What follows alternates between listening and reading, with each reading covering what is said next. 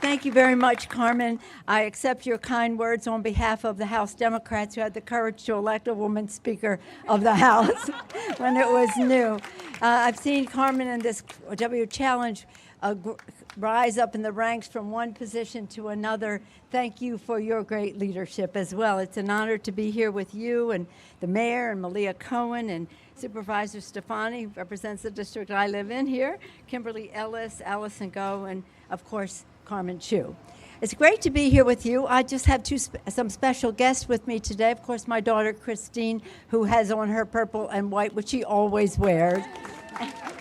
And two of my college roommates from Trinity College, Washington, D.C., Rita Meyer and Celia Haggerty. And I have on our scarf from the college. Imagine that it was purple and gold, the colors of the suffragettes, Rita and Cecilia, who are with us today. I'm honored they're here to get a taste of San Francisco and how enthusiastic we are about women. 101 years ago, after fighting, marching, struggling, starving, being starved, women gained the right to vote, won the right to vote. The newspapers at the time said women given the right to vote. That could not have been further from the truth. It was a big fight, and it was historic, and it was transformative. Here we are 101 years later, women in positions of high responsibility, but an attack on the right to vote that is happening in our country. A few days ago, on Tuesday, in the House of Representatives, under the leadership of Terry Sewell, a woman from Selma, Alabama, we passed the John Lewis Voting Rights Enhancement Act to offset the damage that the courts are doing to the right to vote. And in doing so, we also need the Senate to pass it and to pass H.R. 1, which is legislation to overturn the voter suppression laws that are being enacted across the country, not only to suppress the vote, but to nullify the vote. So we have important work to do. We have important work to do. And as Carmen said, we have an election coming up in California in just a couple of weeks, and we must all vote in that election. Okay, so let's talk about what a difference it makes. People always say to me, how exciting was it to be up there with Nancy Pelosi, Speaker of the House, and now the Vice President of the United States, Kamala Harris, standing behind Joe Biden when he made his speech, when he made his State of the Union, his message to a joint session of Congress. But of course it was exciting, and for all the pride we take in Vice President Harris, that's for sure.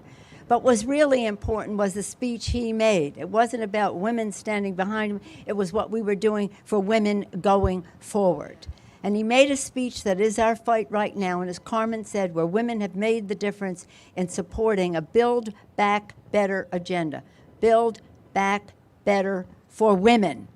Build Back Better for women. We have child care, child tax credit, family and medical leave, paid family and medical leave, universal pre-K, child tax credit. Did I say that again and again? The list goes on of what he has put into his agenda, which is the Biden agenda for women. And this is where women make a difference. We wouldn't have such an aggressive agenda. Rosa DeLauro has been working on these issues for 2 decades at least, and some of the other initiatives. We would have expanded benefits for Medicare, expanded subsidies for Affordable Care Act. We will have more benefits, dental, visual, and hearing for people on Medicare. This is all about empowering women so that their families are cared for, that their children are cared for, so that we can have women in the workplace making the difference. Children learning, families earning, parents earning, that's our motto in all of this. So all of this is connected to the vote. Think of the courage it took for the suffragists to reach that goal. It took decades. It took decades. We stand on their shoulders. But as Terry Sewell told us the other day in the debate on the floor, one of the women, 100-and-something years old, who came to State of the Union address of President Obama, she said, he said to her, everyone is standing on your shoulders. And she said, get off my shoulders and do your own work. And that is what we are doing here. So we're very pleased. People always ask me, what is in the water in San Francisco that you have so many women leaders coming representing this area? Well, what it is our shared values, our commitment to diversity. And I always say our diversity is our strength, our unity is our power. The unity of women will make change, transform our country. When women succeed, America succeeds. Thank you all very much. I yield back to Carmen Chu.